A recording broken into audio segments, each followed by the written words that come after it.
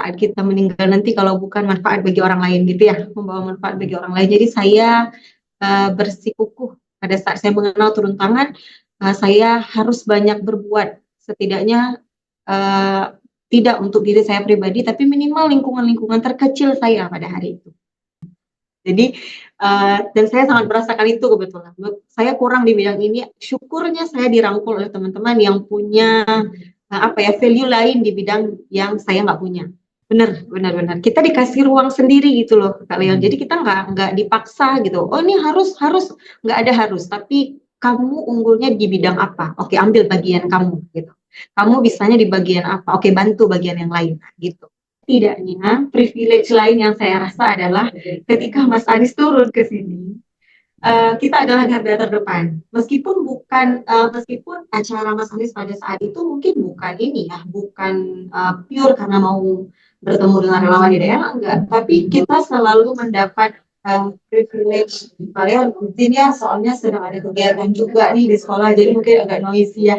Tapi apa yang membuat saya betah sampai hari ini adalah mungkin komitmen ya, Kak Leon ya. Di saat saya memilih untuk bergabung ke sini, saya ikatkan diri saya bahwa dalam wadah inilah saya bisa memberikan manfaat bagi orang lain, meskipun nggak banyak, tapi saya inginnya meskipun saya punya sedikit, saya maunya sifatnya itu continue.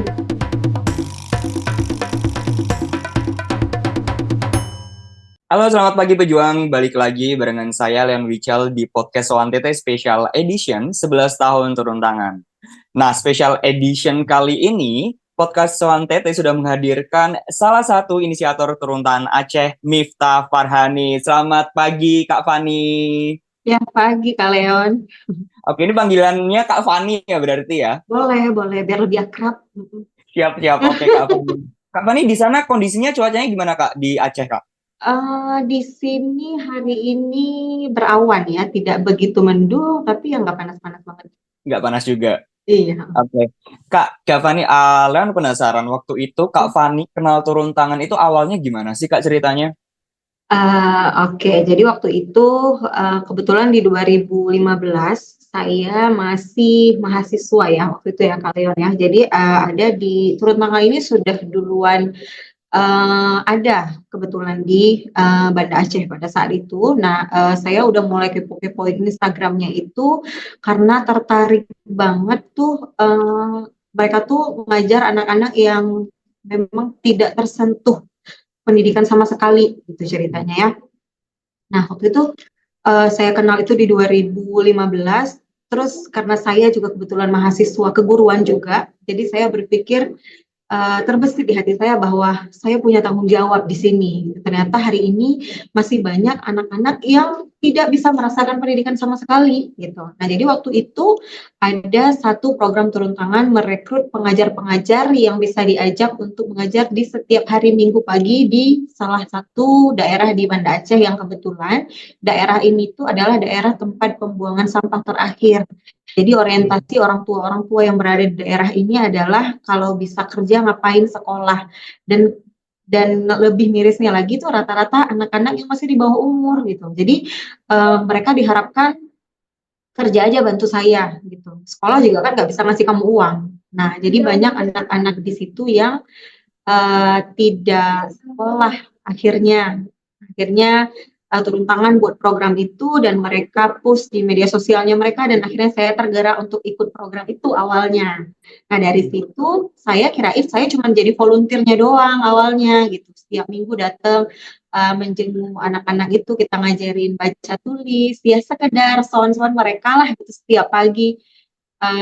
Awalnya saya berpikir cuma sampai situ aja nih tugas saya. Dan ternyata setelah saya dalami lagi, ternyata ini dibawahi oleh turun tangan mengajar Aceh pada saat itu. Akhirnya saya belajar terus, saya mencoba menghubungi salah satu inisiatornya. Waktu itu ada Bang Rahmat, kebetulan itu udah senior saya banget. Beliau sekarang sudah kembali ke daerahnya, sudah Rahmat Hidayat Mandar bukan sih? benar. Nah, saya banyak belajar dari beliau kebetulan waktu itu, dan akhirnya setelah program itu selesai, saya ikut izin gitu ke beliau, boleh nggak kalau saya bergabung menjadi relawan di Turun Tangan? Oh, dengan senang hati gitu. Akhirnya setelah dari situ gitu, akhirnya kita udah mulai kerja bareng, buat program bareng gitu. Oke. Nah, waktu itu Kak Miftah, hal apa sih yang terbesit sehingga eh, pengen menginisiasi turun tangan di daerah Aceh? Kan Kak Fani ini kan salah satu inisiatornya ya, turun tangan Aceh. Nah, apa sih yang membuat Kak Fani dan teman-teman inisiator waktu itu berpikir, ayo kita bikin turun tangan Aceh? Kalau saya yakin dan percaya bahwa teman-teman yang lain juga punya niat yang sama ya waktu itu. Jadi saya di usia yang masih ya katakanlah orientasinya belum begitu jauh seperti hari ini. Saya yakin dan percaya ketika kita berada di garda orang-orang yang mau mengambil bagian untuk perubahan, maka kita akan merasakan perubahan itu nantinya. Gitu. Kita akan merasakan bahwa perubahan itu akan nyata adanya. Makanya saya berpikir kenapa harus menjadi penonton, kenapa harus menjadi penikmat gitu istilahnya dari keberhasilan-keberhasilan orang. Kenapa tidak menjadi salah satu yang nantinya menjadi penyebab akan perubahan itu terjadi ke depan. Makanya akhirnya saya berpikir saya mau gabung ke sini. Selain itu juga apalagi yang kita bawa saat kita meninggal nanti kalau bukan manfaat bagi orang lain gitu ya, membawa manfaat bagi orang lain. Jadi saya bersikukuh pada saat saya mengenal turun tangan, saya harus banyak berbuat, setidaknya uh, tidak untuk diri saya pribadi, tapi minimal lingkungan-lingkungan terkecil saya pada hari itu. Gitu, Kalian. Oke. Kak Fani, di Aceh itu kan pasti banyak banget organisasi atau gerakan kerelawanan. Nah, kenapa waktu itu Kak Fani memilih turun tangan nih sebagai istilahnya payungnya untuk teman-teman komunitas di turun tangan Aceh? Nah, jadi ini menarik nih kalian. Jadi gini, pada saat itu tuh yang lagi marak pada saat zaman saya baru-baru bergabung dan mengenal organisasi gitu ya, itu tuh yang lagi marak. Nah, itu adalah isu-isu soal lingkungan. Nah, kebetulan pada saat itu aware-nya saya terhadap lingkungan tidak sebegitu tinggi sebagaimana tanggung jawab moral saya sebagai mahasiswa keguruan gitu loh.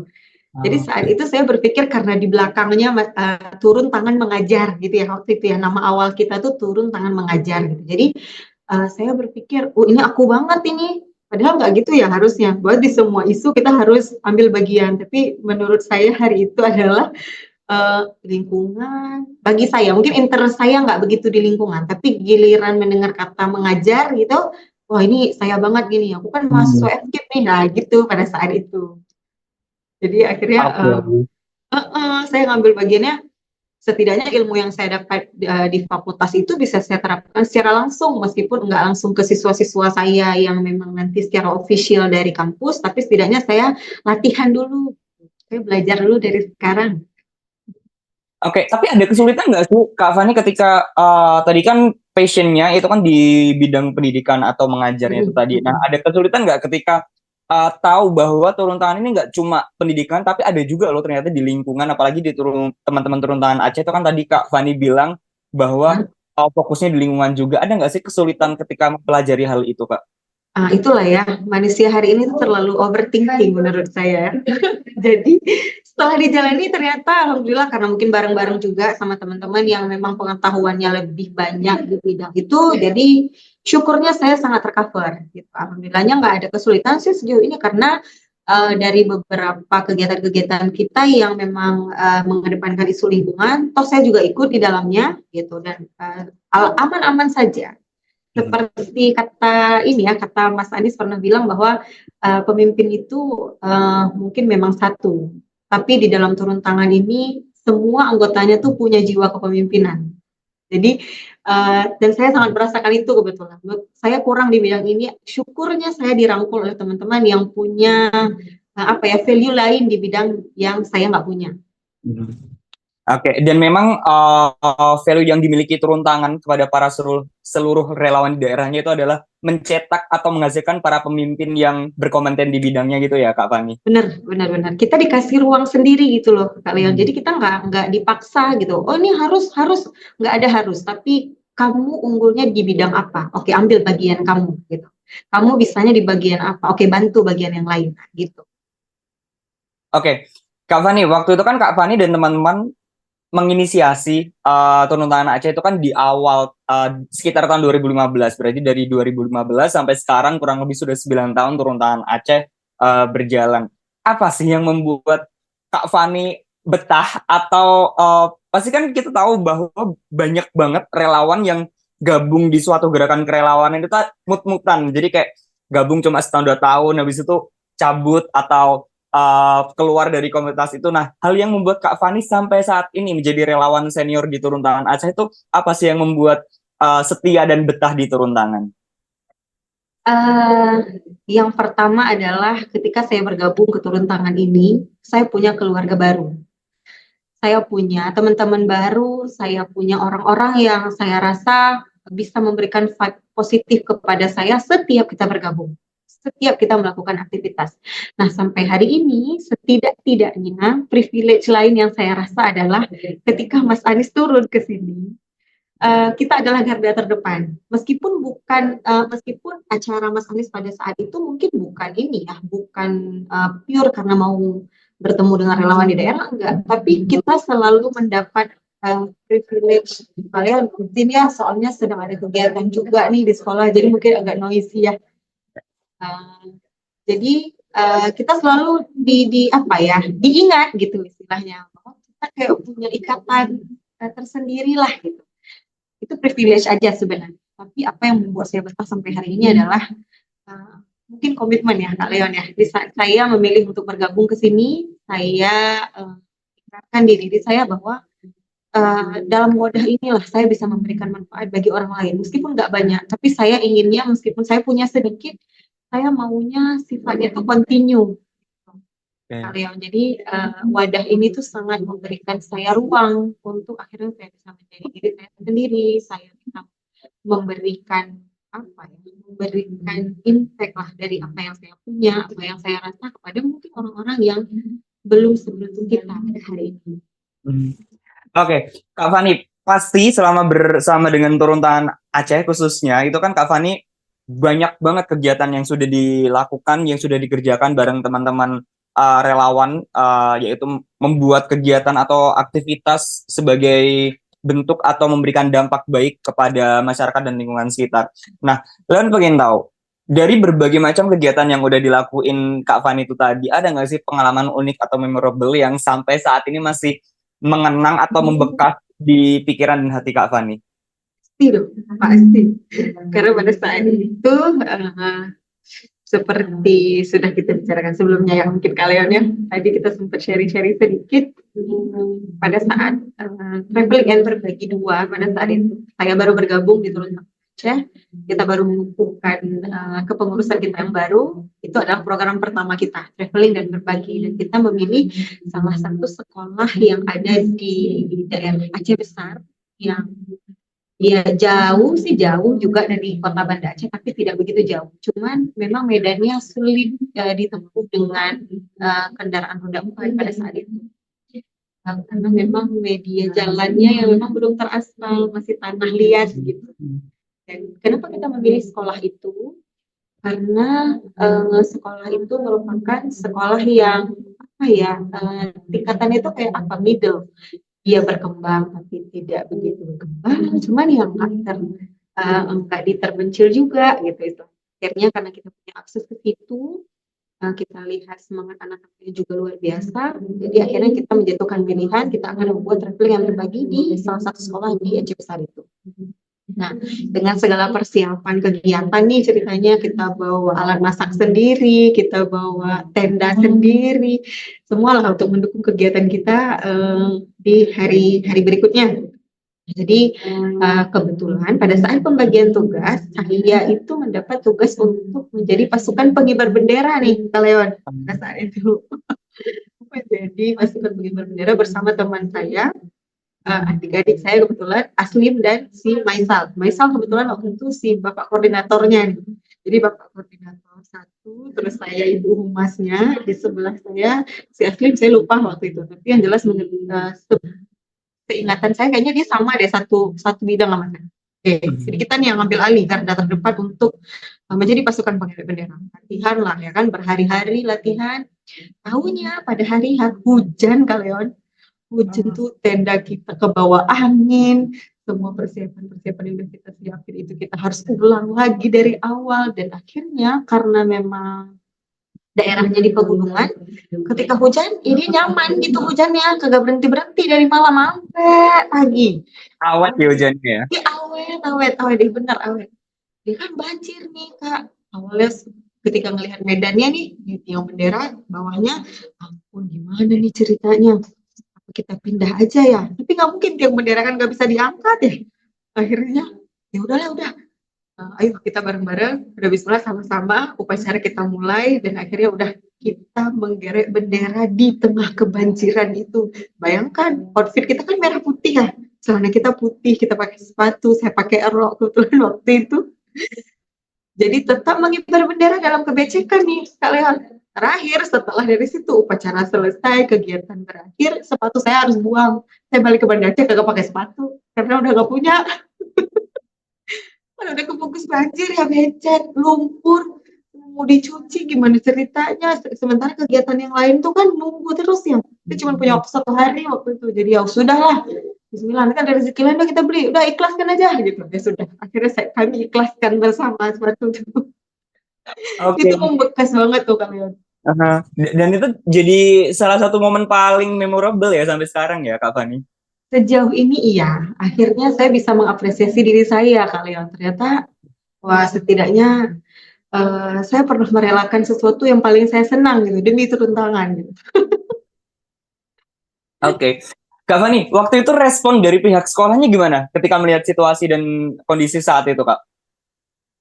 Tentunya mereka sangat mengapresiasi ya, sampai kepala sekolahnya bilang semoga adik-adik semua panjang umur terus ya, bisa kembali lagi ke sekolah kami membawa program-program yang bisa meningkatkan motivasi belajar anak lah. Karena yang saya lihat hari ini anak-anaknya tuh lebih ramai yang datang ke sekolah ketimbang hari biasanya gitu. Jadi karena dibilang akan ada tamu, akan ada kakak-kakak nih dari Banda Aceh gitu, akan nanti diajak main games gitu. Kita kan soundingnya gitu ya ke anak-anak untuk biar mereka mungkin lebih semangat. Kalau kita bilang belajar bersama mungkin boring ya bagi mereka, belajar lagi gitu. Akhirnya kita sepakat aja kita bisa main games. Ternyata yang ke sekolah lebih ramai daripada biasanya gitu. Guru di situ ya mereka sangat sukses. Oke. Kak Fani, turun tangan saat ini sudah berusia yang ke-11 tahun. Nah, menurut Kak Fani sebagai salah satu inisiator turun tangan Aceh dan relawan senior di sana, gimana sih pandangan Kak Fani terhadap turun tangan itu sendiri? Apa sih perbedaan yang mendasar dari turun tangan saat itu, zaman dulu, dibandingkan dengan yang era sekarang nih, banyak Gen Z atau Gen Alpha yang bergabung jadi relawan? Wah, banyak banget ya.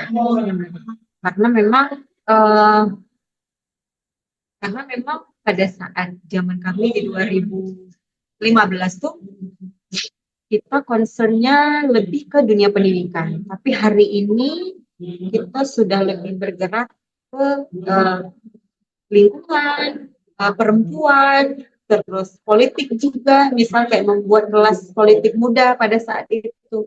Kalau dan itu menurut saya sangat positif. Kenapa? Hari ini anak-anak muda tuh apatis akan politik. Kenapa? Karena memang yang mereka lihat hanya negatif efeknya saja. Padahal sebenarnya kita perlu tahu bahwa sebenarnya politik yang sebenarnya itu tidak semuanya mengenai yang jelek-jelek seperti isu yang kita dengar ya. Nah, dan pada saat itu yang menjadi apresiasi kami yang senior-senior ini kepada adik-adik, mereka berani membuka kelas itu. Mereka menghadirkan orang-orang yang senior-senior yang terdahulu yang mungkin hari ini sudah bergabung di partai politik misalnya. Mereka bisa memberikan materi-materi yang memang membuka wawasan bahwa ternyata politik itu nggak semuanya jelek, politik itu tidak semuanya negatif.